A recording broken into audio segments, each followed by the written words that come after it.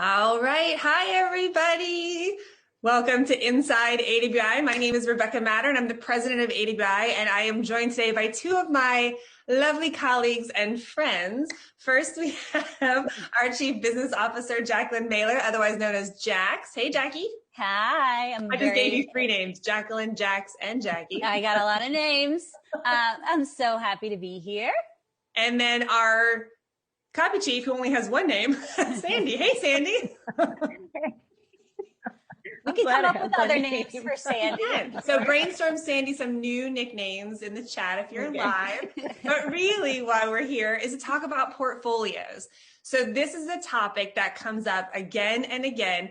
I don't think we've ever done a session, right, ladies, where a question hasn't come up. What if I don't have any samples? What do I do? All the time. All the time. It's a common question. Now we're going to show you the reality is that we think it's a bigger deal than it is. We're still going to address it and we're going to come up with a solution today, but we want to talk a little bit about the process of landing clients to show you that the portfolio game isn't really as big as you think it might be, but we are going to show you how to create one if and when this opportunity should present itself for you. So if you're joining us live today or watching a recording afterward, even if you've never had a client in your life, by the time we finish today, you will feel confident and have a plan for creating samples that will demonstrate your ability and your level of professionalism when working with potential clients. Ready? Are we good? Yes. All right, let's do this. So our goals for today, we're going to talk about, you don't have any samples? No problem. By the end of today, you're going to have a plan on how to get them. And we're going to show you some ways to navigate it, even if you don't have any samples. We're going to go over 6 different ways that you can create a portfolio now. And then we'll close out by kind of walking you through what happens when clients ask, like, hey, do you have any samples? We'll show you how that conversation goes down and some ways that you can navigate it, whether you have samples or not have samples, some ways that might actually set you up for a higher level of communication and response from potential clients. And then we'll open it for a Q&A. We have an amazing Q&A team live.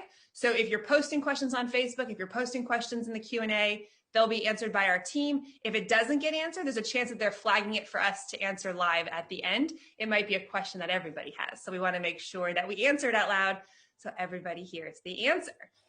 Okay, but first, real quick, let's get on the same page about what samples even are, because maybe we don't even know. A sample is just that. It is not some fancy design, tricked out thing that has mailed in the mail or been on a website or actually had any play. It is legit just a sample of your writing. So when we visualize samples, we're like, oh, how am I going to create a portfolio? The word portfolio just means a bunch of samples, right? It's a collection of samples. But a sample is genuinely just a way to evaluate what you're writing. So Jackie, Sandy, like how would you, and either one of you can jump in, how do you actually use samples? If someone sends you their samples, what is it about it? What are you looking for? Sandy, maybe start with you. Yeah. So of course we want to make sure that the person can actually write and put a sentence together and then also that there's some kind of flow or tone to their writing. Because if you have that, it's close to writing in a conversational tone, which is what we want for sales copy. So I'm looking for those kind of things, but I'm also looking to see if it has the structure of, if I'm looking for someone to write a long form sales letter, I certainly want to see a sample that has a headline, a lead. So I want to see the things that represent, samples that represent the kind of work that I'm looking for, just so I can see that you actually understand what that particular format looks like and how you would put it together.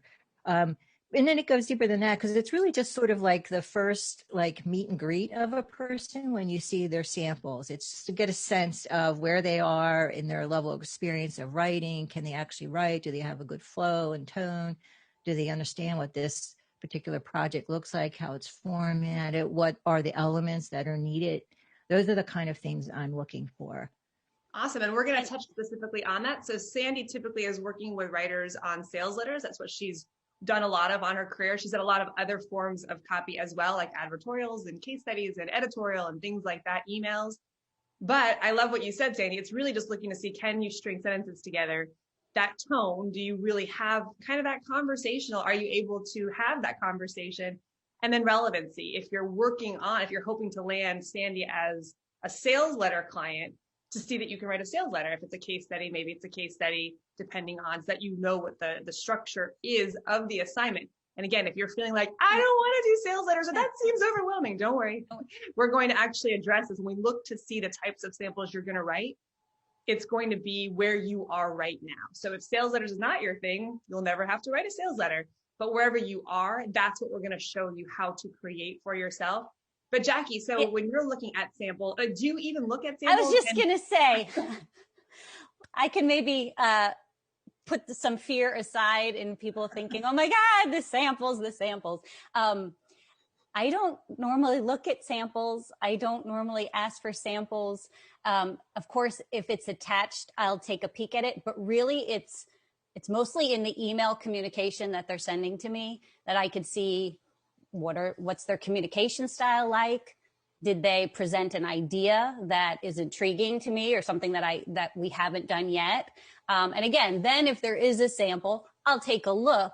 And again, like Sandy said, it's really more for the structure to see, oh, do they know how to write an ad? Do they know how to write an email? But really, I'm not diving into copy to say, oh, hold on a second. No way, we'll never test this writer. It's really, again, like Sandy mentioned, that first meet. So if the communication is clear, if the email is friendly and has a great tone to it, and you've presented a benefit to working with you, again, an idea of some sort that is intriguing, that's really going to get your foot in the door. And that's just my personal take on samples. But hopefully that puts some fear aside. And just to give everybody a little backstory on who these ladies are. So Sandy is a copy chief with incredible decades and decades and decades and decades of experience. She's like, training copywriters, has trained some of the best copywriters. Sandy, I think your video is frozen, so it looks like you're angry at me. Well, after you said that, maybe. I don't know if you need to go and come back in, but you're frozen, Sandy. But Sandy has trained some of the best copywriters in the industry. So she is at the level of she's in the boat with you. If you work with Sandy, you're working with a copy chief. You've already made it through Jackie's front door and you've been hired, and now you're down the path. We have already assumed that you are able to write at that caliber, and you've been assigned Sandy's your copy chief, and you're in the boat with her to turn out this amazing package. So her vantage point is going to be a little bit different. Jackie is the front door. Jackie is the chief business officer of AWAI and has managed so many writers in her time here. You've been here 15 years, right? 15 years. 15 years with AWAI.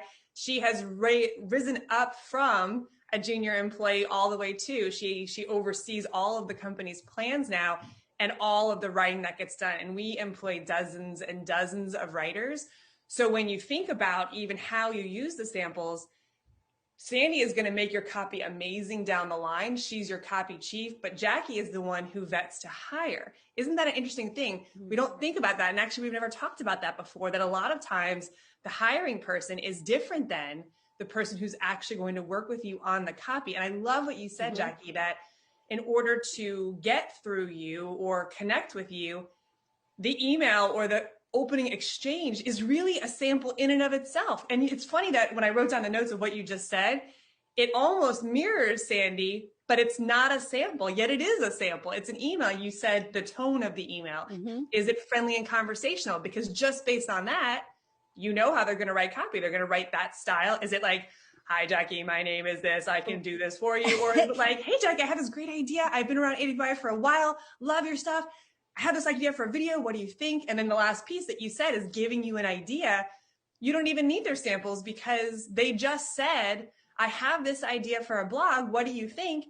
And if you like it, what are you going to do? Exactly. We're going to hire you. We're going to move you forward. We're going to move you forward to Sandy. That's basically what's going to happen. I'm going to flag it and I'm going to say, let's give this person a shot. Let's do it. I love that. There's one other thing to this that had me, thinking, even at boot camp, when we used to do job fair in this big ballroom, and I'd be talking to people for hours and they would give me samples. I mean, there would be a stack of samples on the table. But really it was the connections and the conversations that I met that I remembered. I didn't even look at the samples. It was more this session is about samples. I'm sorry. It's not the no sample. Take it over.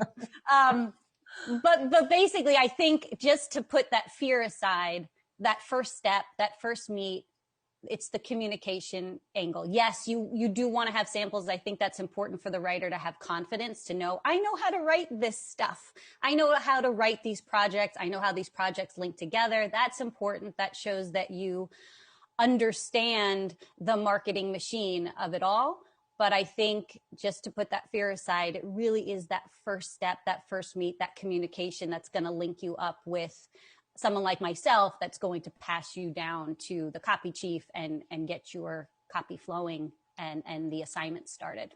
And just so you guys know, if you do have a chance to work with Jax in the future, we're kind of, doing her a disservice. She does vet copywriters out of the gate. She's kind of your main, I want to work with this person, or this, I don't feel like there's a connection here for AWAI, because she knows us. She represents the brand so well and our core values and our style. But she actually is a great copywriter in her own right. So when you are in our world, you are still going to work with her. She might not be in the trenches on a sales letter, coming up with ideas and figuring out the hooks and things. But when it comes to getting the campaign together and reviewing really ads and landing pages and emails and things like that, you will work oftentimes with Jax or someone of her caliber at a different company. So the hiring manager does kind of come back in later on, whether it's the marketer, you might have a copy chief who helps you perfect your copy, and the marketer who's ultimately deeming it good enough to mail or making changes based on what she's seeing in the marketplace as well. I know we're laying a lot on you guys, but the reason I wanted to do this is more for just to alleviate a little bit and kind of raise the curtain of what happens in a company. It's not like you send your samples in and then that's it. That makes or breaks you. Even before your samples are even presented, so much of your chance of getting hired has already happened. And we're going to look at that. We're going to talk more about that. But that correspondence that you just had with Jax, you're like, hey, Jax, I have this idea. What do you think about a blog on X? It seems like everybody has this problem. What if we solved it with a video that was like this? Making it very easy for her. And we talk about this a lot in our getting clients with Inside AWAI sessions, but making it very easy for her just to say yes. Because if she can just say yes, if your email is so well written to her about your idea for a blog, and it's like, do you want me to write this? Yes. Because honestly, the back and forth communication, having you send samples, me reviewing them, and then that's going to take longer than just having you write the blog and reviewing it that way, right? That just gets you jump ahead of the samples. So we've talked, you don't need to have samples. Most clients want to talk about their project or the idea that you came up with, interestingly. So once you have that conversation with someone like Jax and you're like, hey, I have this idea, the next conversation is not going to be, well, let me see if you have, show me your goods, because your email was so well written, that correspondence was so good. She kind of already likes you and wants to work with you. You love what we do. Enthusiasm is a really big, just a little side. Enthusiasm for the company that you're working for is big. She just wants to talk about herself at this point. I'm just kidding. She wants to talk about the project at this point. All day long. So she's going to come back to you with things like, great, go ahead and write out the blog. I want it to be around 800 words. You'll notice our style and tone is light and conversational. If you pose a problem, you have to solve it in the blog, in the email, or in the article. She's going to give you those kind of that little bit of a detailed scope. And that's it. She wants to make sure at that point, if she's already said, I kind of want to work with this person, it's really not in her best interest to introduce any other, and this is just the way we think, right? Once we know the heart wants something, now it's up for the brain to say it's a good idea. We don't want to introduce other thoughts and things that could change our mind. So she's going to tell you, this is what I want from you so that we can perfect. So portfolios are helpful, basically, is what I'm saying, but they're not vital. It's not going to make or break your relationship or your chance to get started. And we're going to give you some talking points at the end to get around it if that's something that you want to do. But the main point of this session today is that you can create them now, even if you don't have any clients. So we're going to show you 6 different ways. At this point, Sandy, I think I hear you in the background, but I don't see you. Yeah, I might have really bad internet, so I might have to just keep video off. But I'm here. Be like the voice over The from voice. It's coming from inside my office. Do you guys have anything to add before we jump in, Sandy? I just wanted to add one thing when, you were talking about like sending that email or having that conversation with Jack's or whoever it might be. One thing that's really, really helpful to do is to have done some research on the client in the first place.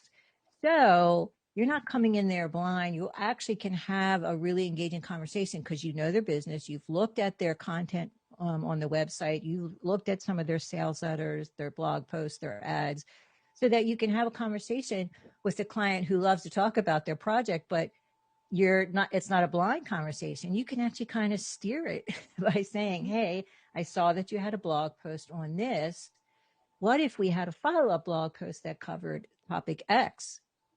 So that shows the client that you actually do care about them and their business because you've taken that time to do that little bit of research to get familiar with their business. So when you're having the conversation, it is still all about the client, but now you're helping the client. You're building value and establishing a really good relationship from the get-go because you're showcasing your knowledge about them.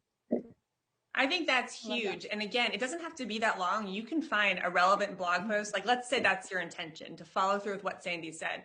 So you go to a client's website and you're like, I'm going to find a blog post idea that I can follow up on, right? So you're just looking and you're looking, found it, good, go, write the email. Your email is somewhat template-ish, is that you know what you want to say. But that piece of it, I came across this article and I can take it further. I have this idea now. The minute I open your email and I see that title in there, that's my blog post or the site, I know that this is not a form email, right? Because even if it's very similar to the email that you send to every other pet manufacturer, veterinarian, CPA, whoever you want to work for, it's still so specific to me because I can see, my eyes always jump to, is this form or is this, if it's form, I just delete it because you didn't really send the email to me. So I don't feel like I have to respond. But if you send me an email, I feel like I have to respond because it's a real email. It's one-to-one. We're giving you a lot of inside tips. That's an inside tip for email writing, making sure that it's a personal communication.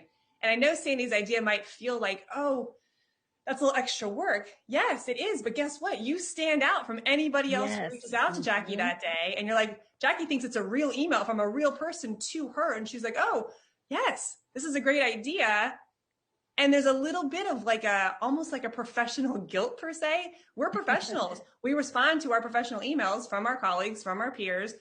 So now you've just kind of put yourself, I've already done some work for you. There's a little bit of guilt, isn't even the right word, but like the feeling of having to do back. I have to respond because you took the time to do this thing for me. So I love that suggestion, Sandy. All right. So let's get in though. Even if we haven't swayed you yet, I'm trying to go through samples. Let's show you how to actually build some. So the first one, now when you see the phrase free work, I want to clarify what this is, but we all do business somewhere, right? We all have places that we frequent. We have friends who work in companies. We may have friends who own companies. Like the guy who does the landscaping, right? He has a business. The guy who drills your teeth, he has a business. We all do business with somebody. So you could, if you really wanted samples and you wanted samples that were for a company, which is not necessary. Remember what Jackie and Sandy said, when they're reviewing your samples, they're looking for style, tone, relevancy. Do you understand the format? They're not looking to say like, Bob Veterinarian in Austin, I better go see if that's a real thing. It doesn't matter. It's irrelevant on whether it's a real business because they're just judging the copy. It's not about the track record at this point of the game. Now, if you're claiming to be the best SEO optimizer in all the land, you're probably going to need some proof and credibility to show to back up that claim. But we all do business somewhere. So you could go out if you want to have real experience and you just want to see what this is. You could go to a friend, to a business that you frequent and say, hey, I'm starting my business as a copywriter. I'd love to do some free work for you in exchange for a sample. I just wanted to have the samples. So I'd love to spend 30 minutes interviewing you just on this thing. I have this idea for your company. And still take Sandy's idea. Hey, veterinarian, I had this idea for a blog series that I think will get more people signed up in the summertime to come see you because that's when this season is and blah, blah, blah, blah, blah, right? Whatever the goal of the client is that you're hoping to service, in this case, like a gym, you're just going to say, I have an idea for you that's in line with what you're doing, and I'd love to practice. Or you could say, I'm a copywriter who's venturing into user experience. I found some areas on your website that could be improved upon? Is it okay if I do the work for that? You don't even have to pay me for it. I'm just doing it for samples and for like a case study. I'd like to see the results. How does that feel to you? That feels great, right? Now you don't have to say you're new. You're just saying I'm venturing into a new area of copywriting. So you're That's basically helping them, you're helping yourself. Local businesses that you use, again, family members, friends, that's one option. The second option is charitable. So if you're part of any nonprofit organizations, we have an amazing food bank here in Austin, Texas. My kids are obsessed with our pet shelter. It could be something that you're just passionate about and you want to help anyways, right?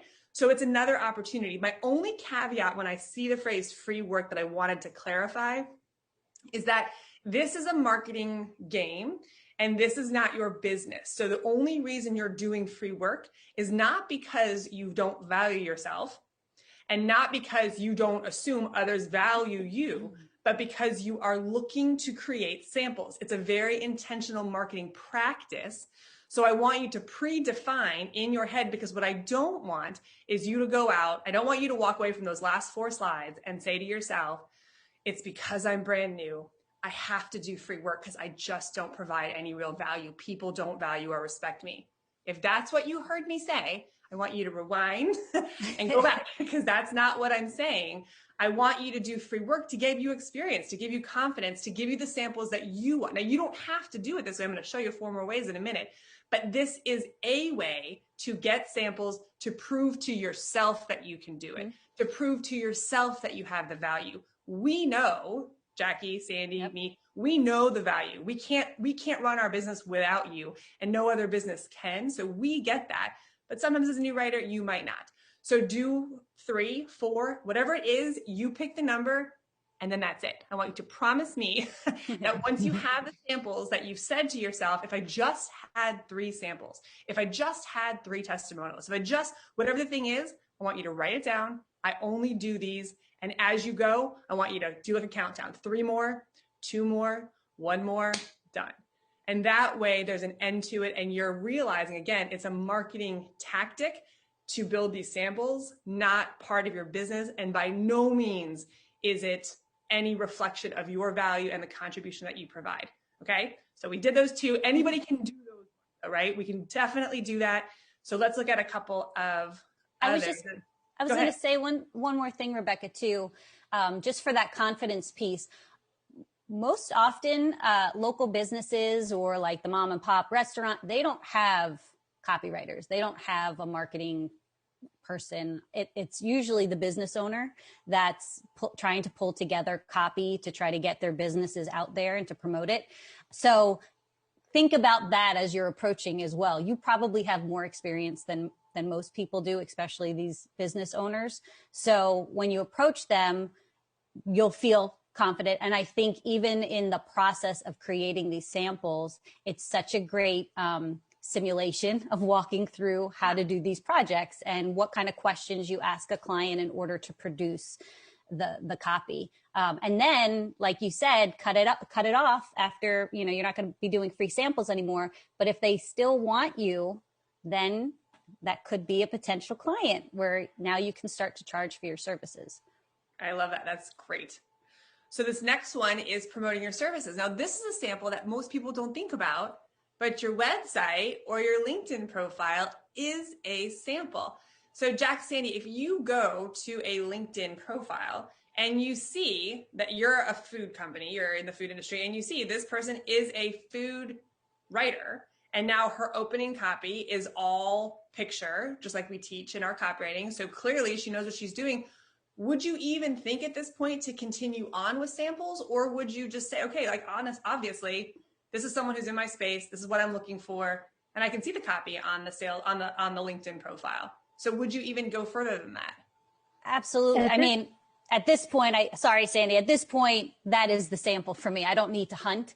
You can definitely tell a good LinkedIn profile from a bad one. You can definitely tell that writing. So again, like you said, if it's clear and it states what you do, to me, that is the sample.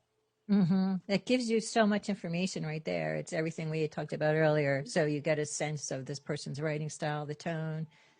Clearly, they know how to put words together. They understand elements of copy. So they're already giving you clues as to the value they could bring you by working with them. So you don't, as Jacqueline said, you don't have to dig for samples. Now, later on in the conversation with the person, you might say, see a sample, or they might offer to show you some, but just to get the conversation started, you don't need to ask for a sample. Right there it is. You're seeing everything you need to see at this one glance.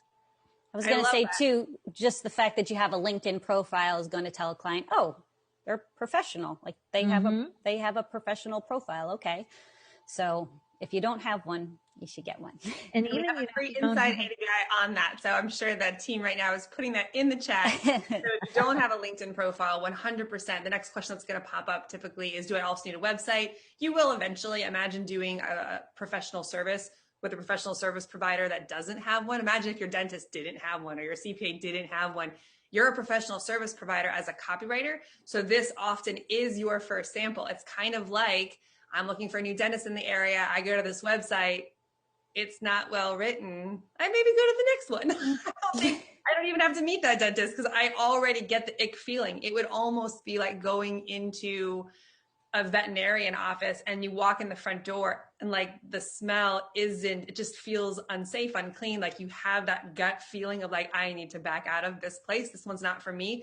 This is the same kind of thing. So if you do have one, I want you to go back with that lens in mind. Imagine Jax is coming to your LinkedIn profile. She's looking for a writer like you. How does it look on the outside? How does it smell? How does it feel when you smell test? Does it make her want to walk past the front door up to the front desk, or does it make her want to like back out? Thank you very much. But we have an amazing free webinar on Inside AWAI. They're all cataloged. The webinars like this are cataloged on our website. Elise Bennon is a master of self-promotion and a master of using LinkedIn to get clients. If you ever have the opportunity to work with her, 100% take advantage of it. But there are actually 2 free webinars on Inside AWAI, one about writing a profile and one about using the profile. So definitely check that out. And I love this, guys. It really, it reminds me that, and we just hadn't talked about this. We just talked about it now, but we haven't talked about it in the past, that this is the first meet.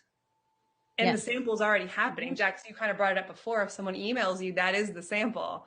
And just like this, think about this. Even if you're not intentionally thinking to use this as a sample, it is a sample that they are already judging. So you may as well make sure this looks good. The other thing with LinkedIn too is you can publish articles. Yes.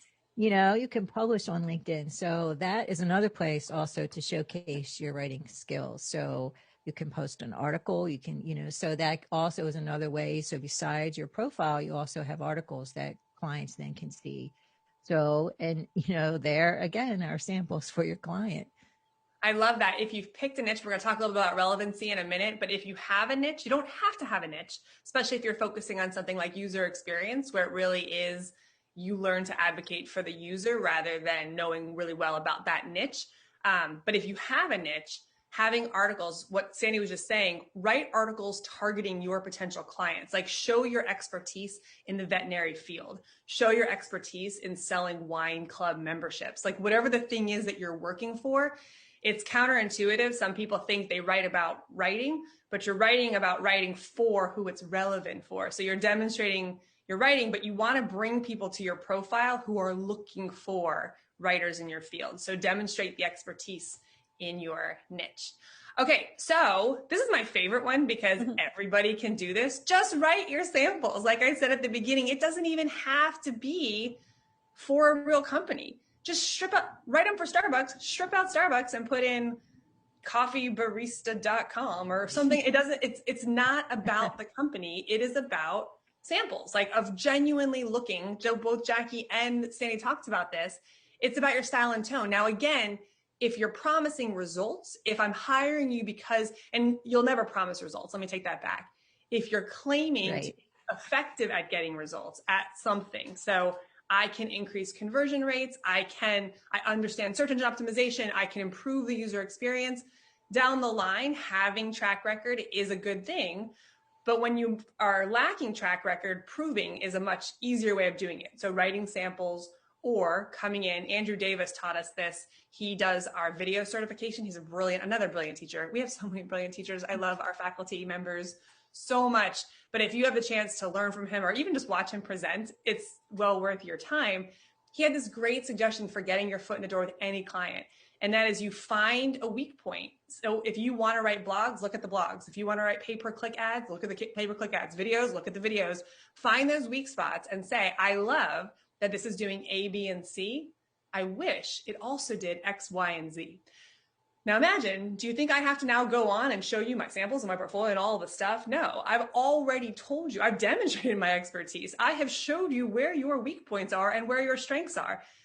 By defining what can be improved, I have proven my expertise in this area. If then you want to send samples, this is what you do next. Your ideal samples, write website copy. If that's your thing, if you want to write wine club membership websites, write one. Your wine club membership here.com. Write blog posts. This one's so easy. You don't even have to actually write them, but if you could just have the ideas like Jack said. But if you want to send 3, if Jax is running a veterinary, she's the office manager for a veterinary office, and you send her, you can write articles, right? Write one on keeping your dog's teeth clean, write one on protecting them in the summer from the heat, and write one on whatever else is a hot topic in the veterinary world, and send them to her. It doesn't matter if they've never been published before. They're samples. And if anything, she might go, have these been published anywhere? Because I would just like to take them and publish them. That would get you ahead, right, Jess? Exactly. Yeah. Three articles for doing absolutely nothing. Yeah, I'll take it. And then this last one, Jax, I want you to talk about this because I know you're passionate about this. So Jax does a lot of digital marketing, right? She's not just living in one aspect like blogs. She's across all of the marketing channels, and there are a lot for us and for every other client out there. So explain this last piece, like how this would demonstrate as a good sample, because it goes beyond just the writing. Yeah, because so just to point this out, so through this marketing machine, you would start with an ad. It would link to a landing page. The landing page would link to a thank you page where there might be a promotion on it. From there, there's autoresponder series. It goes on and on that links to a sales letter or another landing page that's going to sell something. Again, it's just this marketing machine, this whole link of projects that are coming from one after the other after other. They all link together. So if someone sent me a portfolio that had an ad that links to the landing page, that links all the way off, I wouldn't even have to read the copy. I would go, wow, they understand the machine. Marketing. They understand marketing and they understand how this all works. They must have experience in this, but they already know what is needed for all of this. And then again, the writing comes later. The looking into the writing comes later. I love that. And Sandy, what about relevancy? Since you typically are judging someone at a high project, so the sales letter is definitely a more risky project because it's much more input we have to dedicate more resources, both financially and time. I've got to assign Sandy's time to you. That's a big deal for us. And then we have to mail and we have a lot riding on it. So as far as judging their work if they wrote a sample, should they make it relevant to the niche that they're in? Is there any guidance you would give them on writing a sample sales letter that wasn't for a quote unquote real product? I think if you have that client in mind or a niche, I think you can write it, even if say it isn't a real client. But I think what we're trying to do here is show that you understand the structure. Just as Jack was pointing out, you understand the sequence of marketing that happens from ad to landing page to whoever goes there. So just show that you can put together a headline and a really compelling lead. I don't need to see the rest of the body copy, but I want to see your headline and I want to see your lead, because that's really where 80% of people are going to first gravitate to it, is the headline, and then they're going to read the lead. You might also, though, the other thing you could do is talk about offers to the client. So you could look and see what is the offer now? How much does it cost for the person to purchase this particular product and service, and what all do they get with it? So maybe they get a variety of bonus reports, or they get something like that that's free. Well, look at that as well, because that's also important in our business of writing long form sales letters. So maybe there's an offer you can suggest that you could say, hey, you could try this. You've seen it work in different industries. So there are different ways to get in by speaking and talking about different parts of the sales letter without having to write a complete sales letter, because that's something that once you get in the door, we're going to help you with. But at least in the beginning stage, when we're in that talking and showing me what your abilities are, if you talk to me in my language and talk about sales letters and different parts of it, then I have this real sense you understand the process, and it saves me time as the client. That's the benefit, because I don't have to teach you that. You know what I mean? So you know it, and you're demonstrating you know it. So I don't have to spend my time teaching you all the elements of a sales letter. You just show me you understand it. So now you're moving up the ladder as far as, hey, should I work with this writer or not? Awesome. I love that. All right. So this next one, start a money making website. So if you're not familiar, a money making website is just an info site, an information site on a topic, a specific topic where people are searching for information.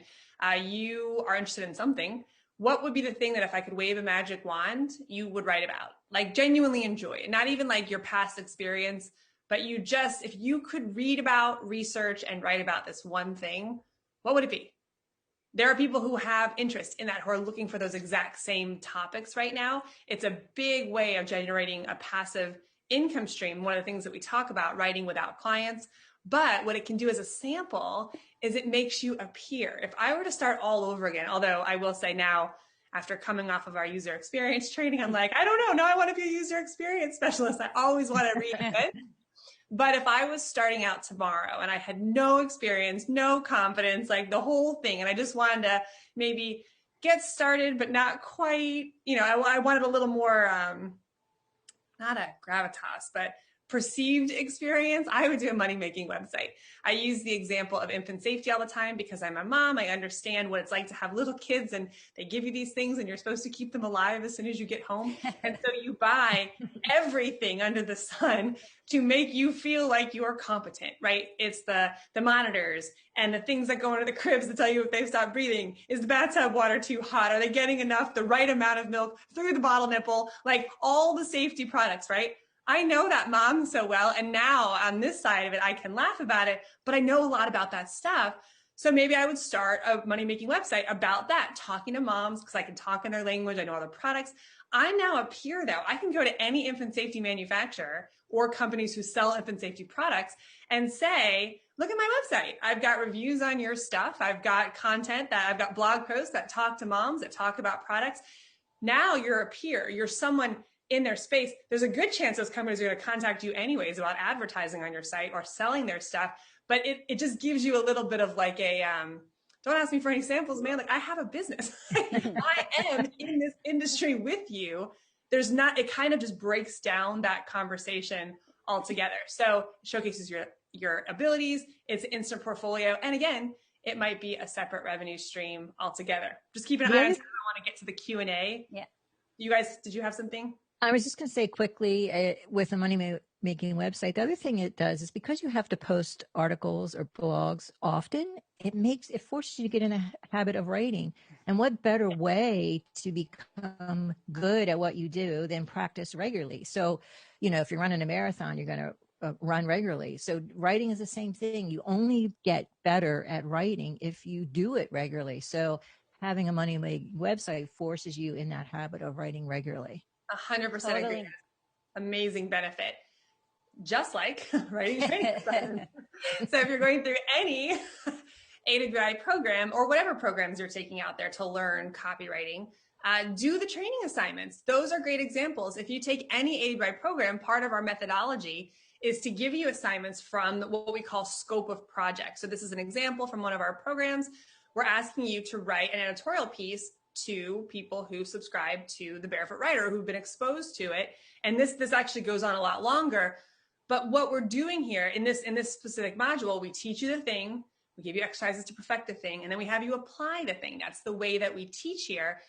Every single one of our programs comes with some hands-on. If you're doing any of the certifications through AWAI, you're walking away. Sandy's just wrapped on her sales letter certification. You're walking away with a finished sales letter that has been reviewed and given feedback on, so you know it's strong. We have so many stories of AWAI members starting their businesses with letters or pieces of collateral that they've written from our various programs.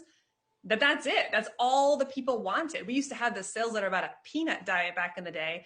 And this woman launched her career in aviation with her peanut diet sales letter. Like, it really is so interesting, but just follow the instructions. Again, we give you such tight scope on our projects that we tell you it's for this client. This is the market. Here's who you're writing to. Here's the style and tone. Here are past examples that have worked. Here are past examples that have not worked. Here's the word count. Here's the, like, we give it to you in a box. All you have to do is just follow the instructions, do your best work. We're going to give you feedback on it, and then use it as a sample and send it to the company. It doesn't have to be a bigger thing than it needs to be. So if you're in any AWAI program, or again, if you're taking any other program out there that offers assignments, just do that. That's a great way, an easy way, where you don't have to sit, okay, I'm going to write an editorial piece, but what do I write about? I don't know. We'll just follow our scope and we'll tell you exactly what to write about.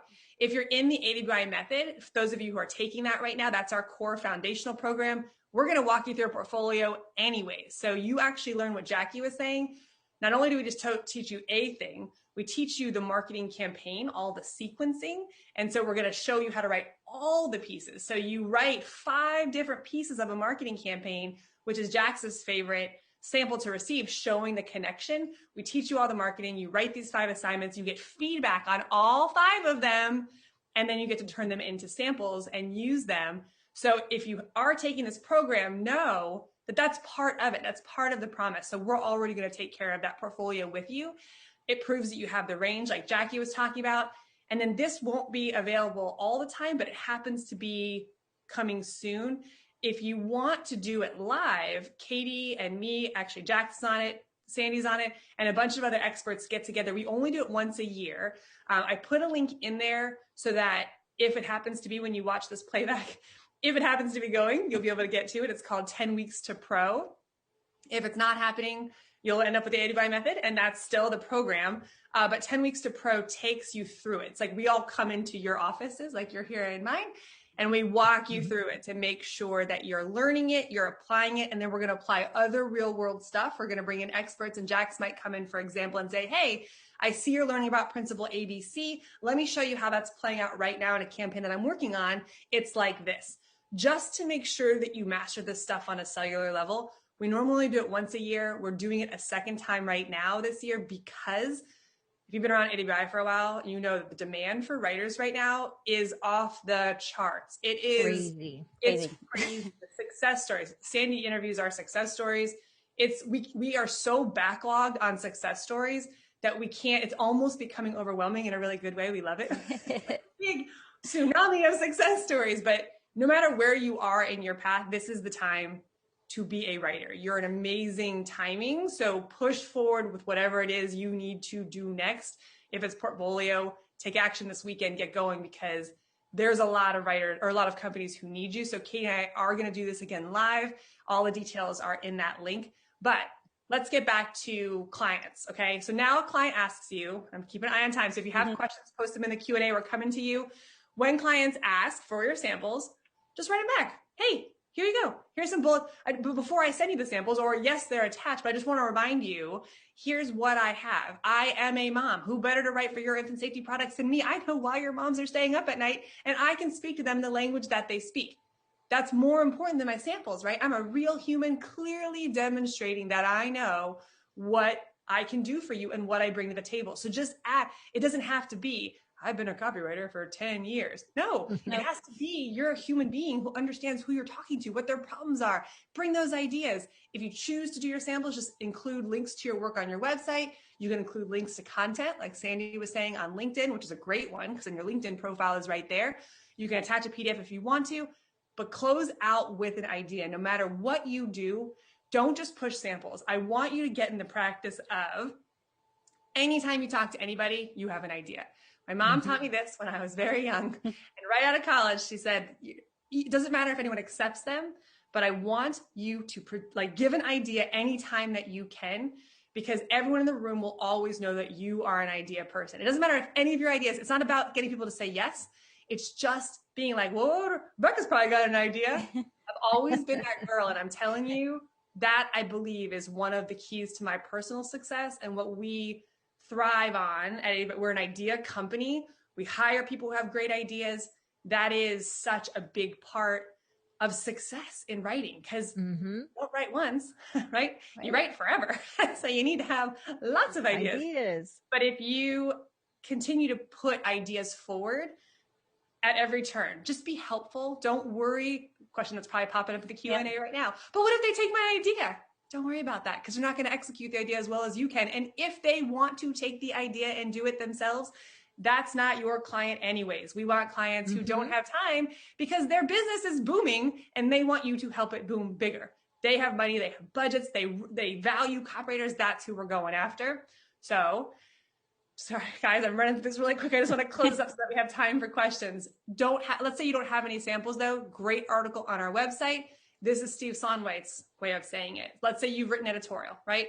And now they want you to write a case study. You can say, I haven't written case studies yet. However, I'm confident I can put together an excellent one for you. I've written several articles which require the same set of skills: interviewing, telling a great story, and effective copywriting, right? Now you're saying all your qualifications in a way that's very conversational. I happen to be a good interviewer, great storyteller, effective copywriter. In addition, I'm familiar with the format and know how a case study should be written, right? Super easy. Who's not going to be like, oh, well, you've never written any case studies before? No, you've already gotten over that hurdle. Another one that you could use, I'm very familiar with this project, and I'm very familiar with landing pages in the mommy market. I'm confident I can do a great job, but I don't have any relevant samples to show you. I'd prefer to actually show you something that targets your specific audience, written in your style and tone. This goes back to what Jackie said. Let's say you're a financial writer and now you want to go write for the veterinary industry.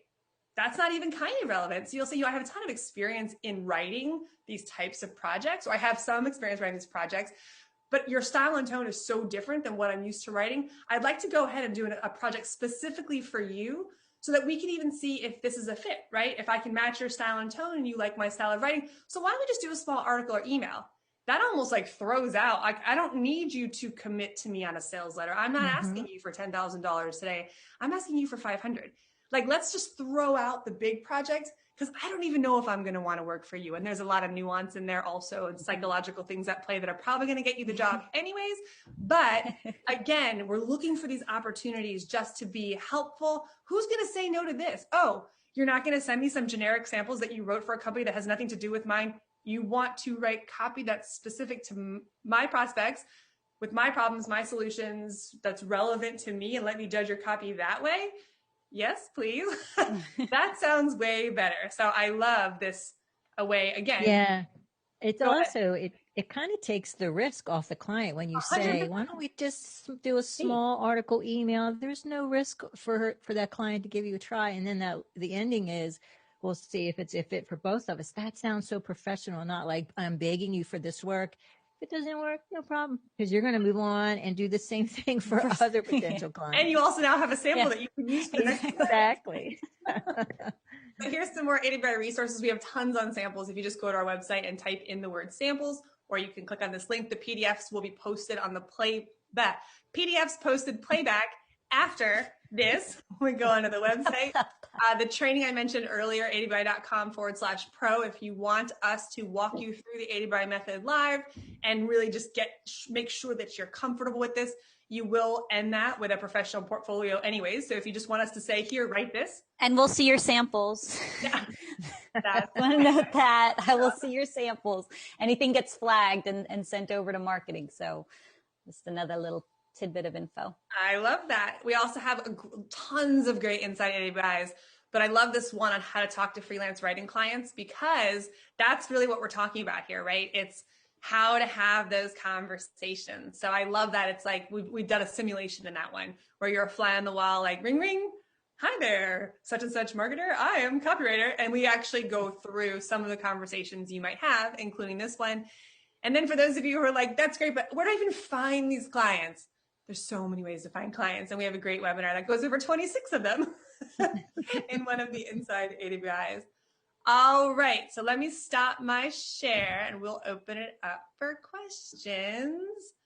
I think I saw Jake text something. Jake, are you going to come on or do you want me to read these out loud, which I can totally do? Oh, there you are. Yay. Yeah, I'm more than happy to. I even brought my collared shirt, so I'm ready to go. Nice. I can start pitching these forward if you'd like. Yes, please. All right, so we got a bunch from Tia at the top. She is back and she's ready to go. One that she says is, how do we answer the what were the results of the copy question if we were paid for copy and the client doesn't run it or hasn't run it yet? I would just say that the client hasn't run it yet. It's sitting with them right now, and so I'm not familiar with the results. Okay. Just be honest. I always, I believe 100% honesty. So even though sometimes I'll give you ways to redirect a conversation, it's providing more benefit and clarity and answering with an answer to a better question than maybe what the client asked you. So in this case, though, when they're specifically point blank asking, did this mail, what were the results? You can just say, no, it's sitting with the client right now. I hope that it runs soon. Right. And once I have that relevant information, I'll share it with you, but I don't have it right now. Perfect. Because again, they're judging the quality of the writing, not the performance. Very good. Another question from Tia. How do we get past your client is a tiny entrepreneur and we are a $5 billion company? That's a good question. Sandy, how would you handle that? So let's say I wanted to go work for Agora and all I've done is written blog posts for, or maybe I have written a sales letter, but it was for a little tiny company out in somewhere, Austin, East Texas. Austin, Texas. Do you wonder why there? I think, you know what I would do is do like how to say this, like a ladder of clients. So maybe you don't want, if you've written for a very small entrepreneur, you maybe don't want to go approach $1 billion newsletter publisher like Agora. So you find the clients that are in between. So you kind of are stepping up each time. So you target someone who's a $200 million company or maybe a $50 million company. So now you're building up your brand recognition. I'm not sure how to say it properly, but as you work with each level of client, then that's where you can finally get to the point where you can go for those big fish, because you can say, I've written for little entrepreneurs. I've written for a $50 million company. I've written for a $200 million company. So yes, I can write for a $1 billion company. So you're kind of stepping your way toward that. I like that. And if you're like 100%, like they're my dream client, then impress the heck out of them. Offer to do short form copy, right on spec. For them, if that's your dream client, just say, I want the chance. I'm going to do anything I can to get the chance. I've written this piece for you on spec. If you don't like it, you don't have to mail it, but just give me the chance. I would double down on the answer and be willing to put in the work. But I love that idea, Sadie, because it also helps a little bit with overwhelm. For the next rung as opposed to like going to the top right away, because it's going to be a little harder. I mean, I want to be honest here. When you're approaching those $1 billion companies, it is going to be a little bit harder. But that doesn't mean you can't get there. You just have to take your time and step it out or step it up. Yeah, I think that just becomes your goal. And I think it actually helps you in the process, because the more experience you have just working with different clients, the more professional you are, and the better understanding you have for walking through those scenarios with clients. Again, by the time you make it to Agora, say, you're like, yep, I know the ropes here. I know how this is done. Good. Very good.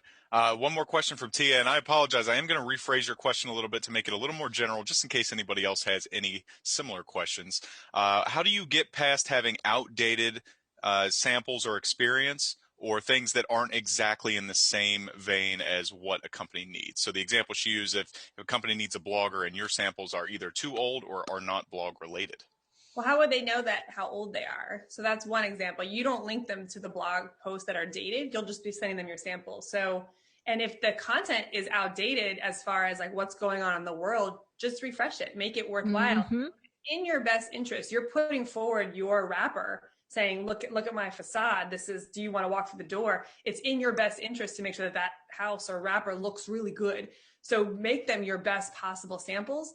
And then as far as relevancy of content type, again, you could create what they're looking for if and when, or let's say they said, well, those are blogs, but can you write an advertorial sure, let's give it a shot.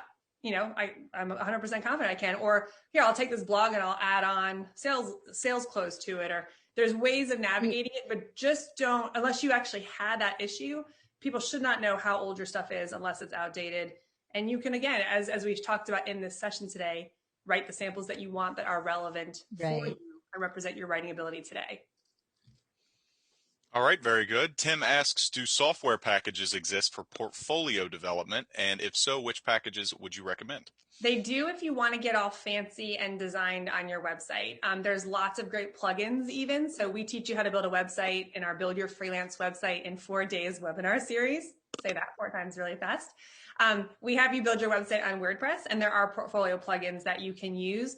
I don't want you all spending a lot of time, money, effort on all that stuff, because that's not going to get you the job. It's just, those things feel really good and they distract us. Like incorporation, I got to get my business name, I got to pick the right domain, it's never going to be the thing that gets you the job. The job is about connections, like Jackie said, and whether you can do the job, those first interactions. So focus on that and don't worry about the rest of the stuff. You can always have a nicer website, but as you'll see, even if you go through our webinar series, it just has to be a very simple 3 to 4 page website. It's just to demonstrate I am a professional in this space. This is my proof, right? So don't worry about, but there are great plugins that you can get. And I don't have any recommendations off the top of my head, but it's a great one to post in our online community in Facebook and see what other people are using, if they are even using them. But I'm guessing that they're not. Very good. Samantha says, what if you're in a transition from a different full-time job, I assume to your freelance copywriting career? Should you wait to update your LinkedIn profile? It depends on your comfort level. I would recommend, though, for a lot of you who have full-time jobs, be honest with your client. I mean, now sometimes your company, you feel threatened in your job. That's a different situation. But you could be honest and say, I'm going to be moonlighting as a copywriter and I'm super excited. I've been taking this training. I think I can actually help us. I love what we're doing with our newsletter.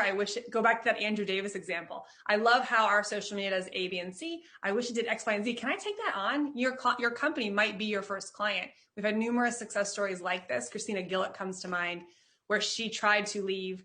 And they said, why? And she said, well, because I'm going to become this copywriter. I'm doing this stuff. And they're like, well, just do it for us. We'll give you more money. Like, okay. So she stayed. Now I want to leave. Now I'm ready to go again. Well, we'll just give you more money.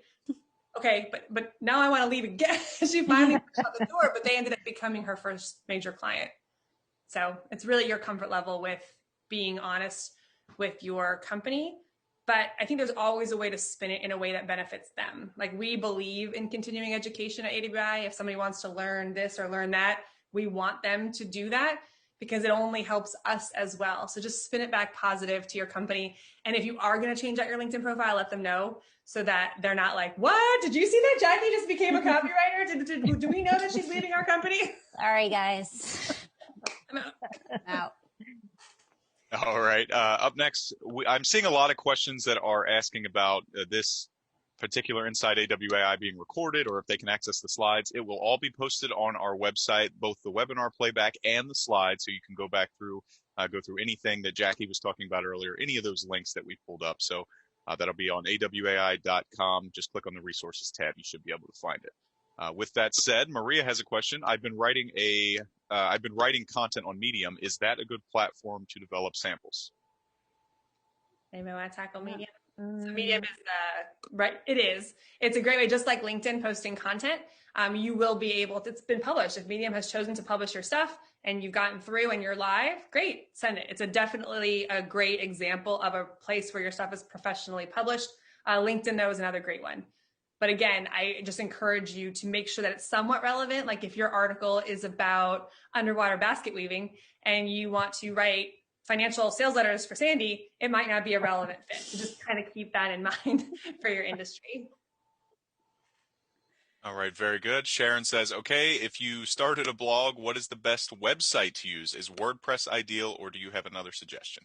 I like WordPress a lot. And so I think WordPress is easy, very easy to use. And there's so many templates that you can pick from for creating your own blog or website.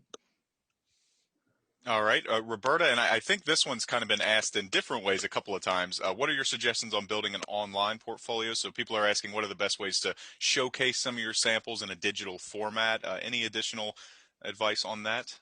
Not really.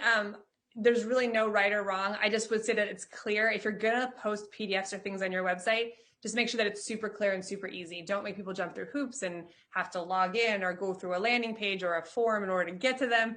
Just have them there. I also recommend not linking to someone else's website, because you never know when the link breaks on the other side, and then you end up sending potential clients to a page that doesn't exist. So now it looks kind of wonky. But there's no right or wrong. The UX experience. It's a bad UX. Yeah. All right, this one's interesting, and I'm sure many other people have considered it if they are new. I cannot decide if I should create a pen name. I am currently employed in a toxic environment. However, I have friends and contacts on Facebook that will see what I write, and there could be consequences. What do you recommend about aliases and pen names? Just do it.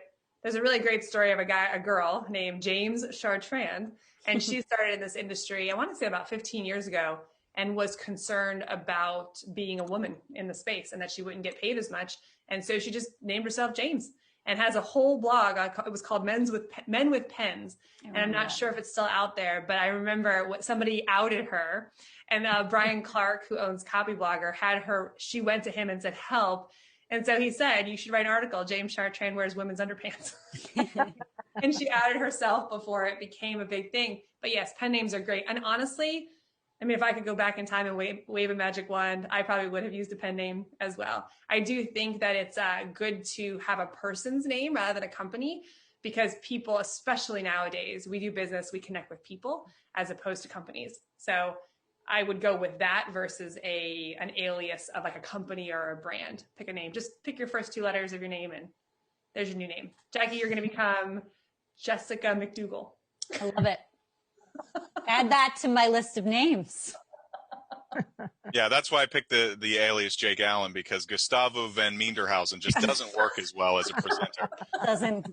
Oh, Gustavo, we are in from now on. I'm going to get you these are our company Yetis that we have, so I'm going to get you a new one. Gustavo's going to like wrap around. All right. Cindy says she gets asked commonly for live samples on the web, but she has nothing that is still live from companies that she's worked for, but it does have a very robust portfolio. What's a good comeback when companies ask for live samples? I've never seen that come across ever. And I kind of want to talk to the client that you're talking to and say, why? Because we can't even do a presentation on live samples because they're constantly evolving. So that's what I would say, is say nothing that I do is live, because I'm constantly evolving it and updating it. And so are the clients that I work for, I'm constantly pushing them to do more. So nothing, even Nick Usborne, I remember we had a session a long time ago before webinars were cool, before Zoom was a thing. And we did it on WebEx, and it was here are 5 projects I worked on. Like, here was the old one and here's what I did. And we couldn't even he couldn't go to the websites because they've messed it up since he left them as clients. They changed everything. And so even in like the guy who was writing digital copy or web copy back then, companies are constantly evolving. So I'm surprised that they would be asking for anything live. For live, yeah. They wouldn't have any stuff up that they had up. There's a little saying in marketing, what works today won't work tomorrow, what works tomorrow won't work today. And that's why we constantly are evolving. And that's why you writers are constantly in business, because what we publish today has to be changed tomorrow.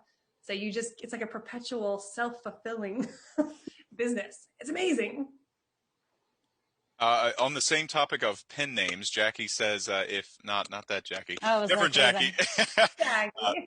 One of our viewers asked, if using a pen name, does that then become the company name? I'm wondering how one gets paid. And I think that question could be applied whether you're using your real name or a pen name.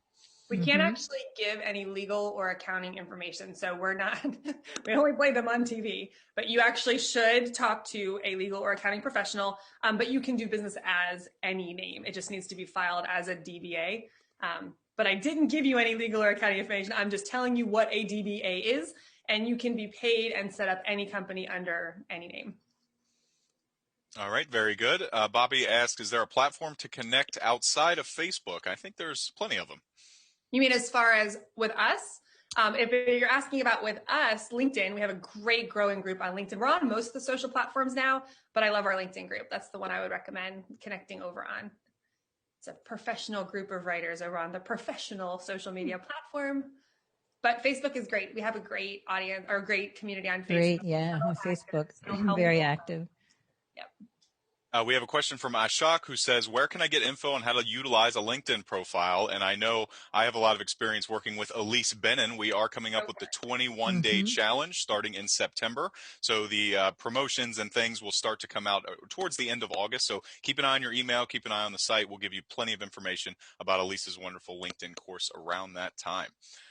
Next up, Cheryl, what is your advice for potential catalog writers? I don't have much advice other than catalog nowadays is e-commerce. We did actually, there was the summit that we ran earlier this year. Ezra Firestone is a great e-commerce marketer and also copywriter. And he was talking about how big the opportunity is in Amazon, on Amazon. In the Amazon on Amazon to write e-commerce pages. So I 100% recommend if you search our website for Summit, you should find it's the 2021. His name is Ezra Firestone, and he would be a good one to follow. That's where you're going to live. E-commerce is great because it's constantly evolving. It's a very, unlike the old days of I write catalog copy, it gets printed in the catalog, gets mailed. They might hire me to write next print run next year. E-commerce, just think about the companies who put out shirts on Amazon, right? There's like hundreds and thousands, and all of them need pages written. So, and they're constantly trying to look at the metrics to see which pages are selling, which ones are showing up on the Amazon search results, looking at their pages and then modifying your pages.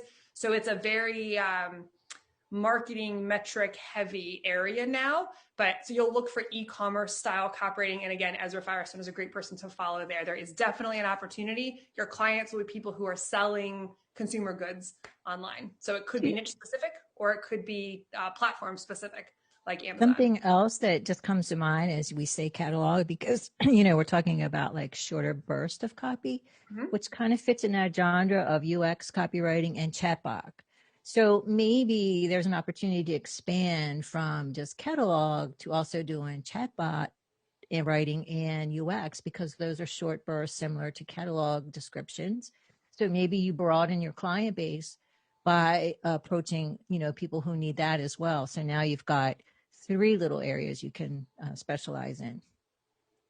Excellent. I love that. Thank you, Sandy. All right, very good.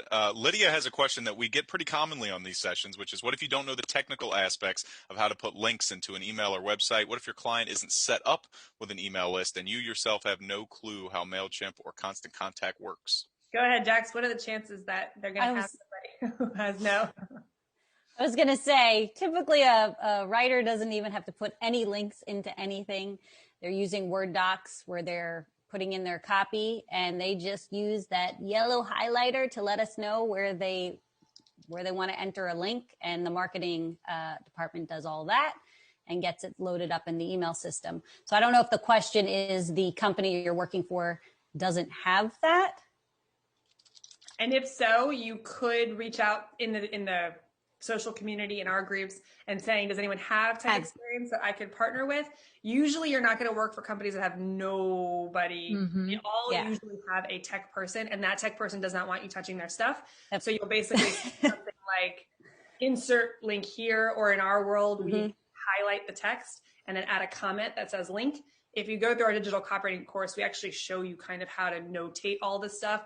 But typically you will not be doing any web stuff, email development, sending. Like, they'll have the person who is responsible for the tech side. And if they don't, you could learn it, or you could just reach out to the AWAI community and say, does anybody know someone who does this? You can do it. Exactly. And then just partner with them and charge some. If you're going to work with them, you can add on a fee on top of their fee, or you guys could just partner up and have them work directly. Maybe you guys refer each other. They're technical. They refer you when they have copy. You write copy. You refer them when you need technical. But typically, most people have the technical.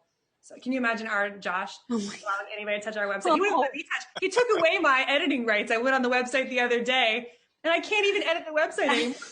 So if I can't touch the tech, nobody. I had to have a 1 hour meeting with him about getting someone access. Yeah, it's Sorry, Josh. not. Yeah, we love you.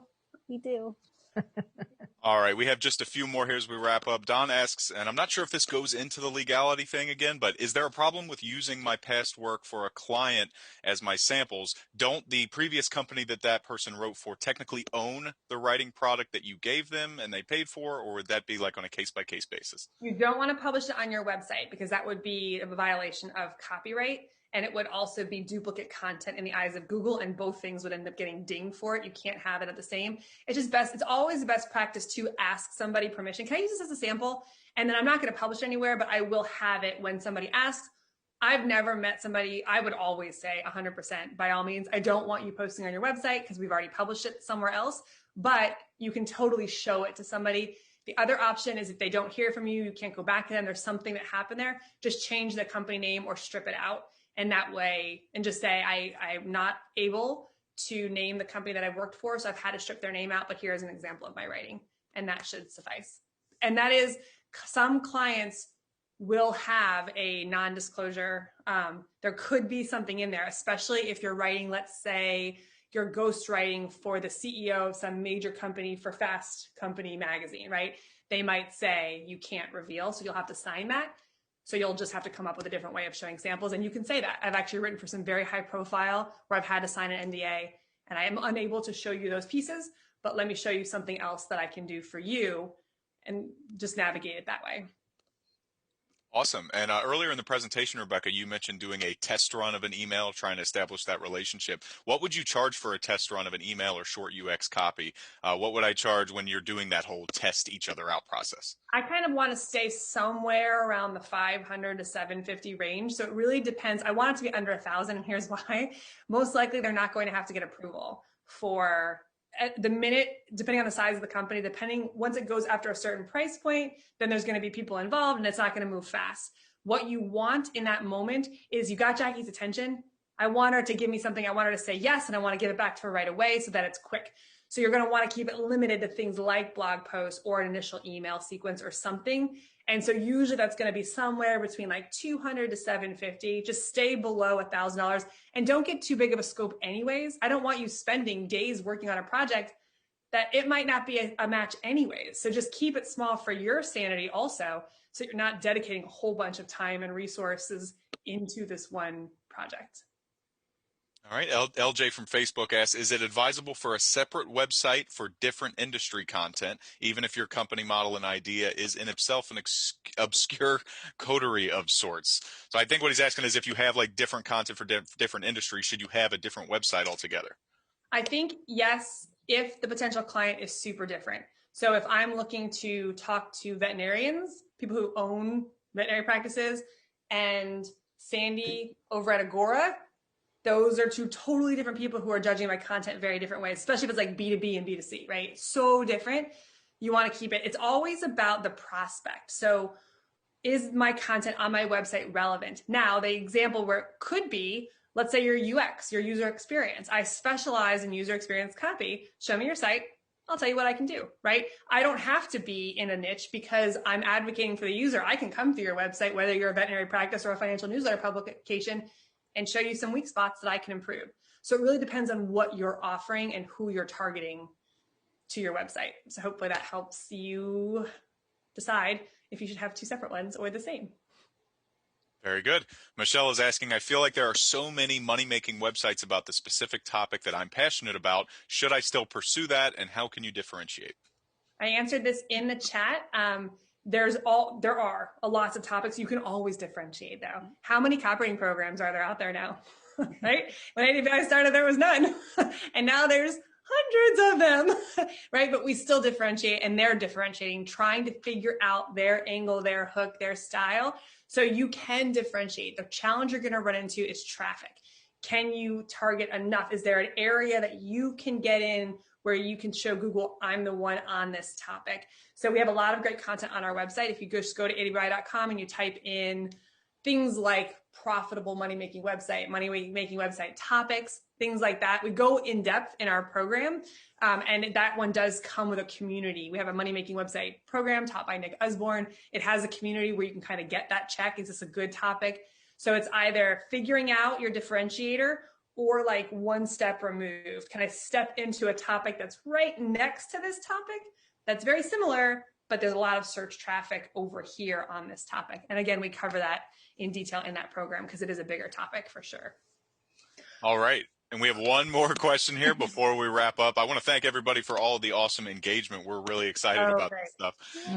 Ryan is asking, I did want to ask what platforms are the best to find potential clients and projects? And we've talked a lot about LinkedIn on this session so far, but do you have any other suggestions?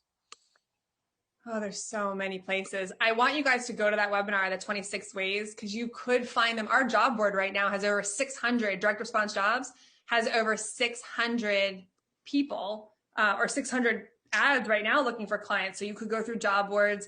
You could go through, my favorite, honestly, is just figuring out who you want to work for. LinkedIn is a great one, though, because you could just be publishing and communicating and connecting with the people in your industry without feeling like you're doing a lot. Writing articles is great, like Sandy said. But honestly, I really want you guys to think about who you want to write for. You don't have to be in the position of, is somebody out there looking for me? Anybody? Decide who you want to write for. Like if you want to write for your local veterinary office, if you want to write newsletters, if you want to do user experience, spend this weekend. Like go on Google and brainstorm. I want you to come up with 20 or 50 people in your niche or in your area that you would be excited to write about. And then I want you, I know it sounds scary, but it's just because you've never done it before. I want you to reach out to them. Why not? What the worst thing that's going to happen is they're going to say no. And then what? You've got a million other companies you're going to call on next. And it's not like you're like, hey, this is me and my big spiel and look at my presentation and my fancy business suit. It's not like that, right? You're just going to say, Jackie, I got a great idea for a blog post. You guys always talk about this, but we're not talking about that. Or Sandy, you had this great sales letter on this thing. What if we went with this approach instead, right? That's how you're going to get your foot in the door, and you're going to write for companies who you actually want to write for. It's like, you don't need to worry about taking little bits here and there, but there are other companies out there. We're launching a great job board coming soon in the fall. I'm not going to go too much into it, but it is behind the works. Actually, Helen Buttery, who's been in the questions, is heading the charge on that. There's just so many companies who need writers. We've decided to double down on our own efforts and get you guys all connected. So that's coming, but there's things like Upwork. There are other, my favorite though is LinkedIn. I think that's the best. And then reaching out to people who you genuinely want to work for and giving them ideas. I think that's the most powerful way of going about it.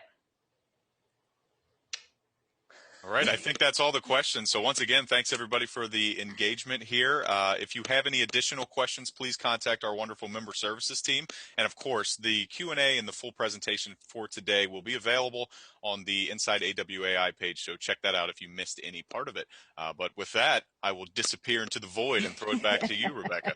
Thank you so much, Jake. Thank you guys so much for being here today. This was a hot topic. If there was an aspect of the topic that we didn't connect on or you want us to dig deeper into, just send me an email. Or if you have any ideas for a future Inside AWAI, we generate all of this training and content based on what you need. This market's evolving, you're evolving, we're evolving. So let us continue to meet you where you are and just let us know what you need. So my email is askrebecca@awai.com. Those of you on Facebook, connect with me there.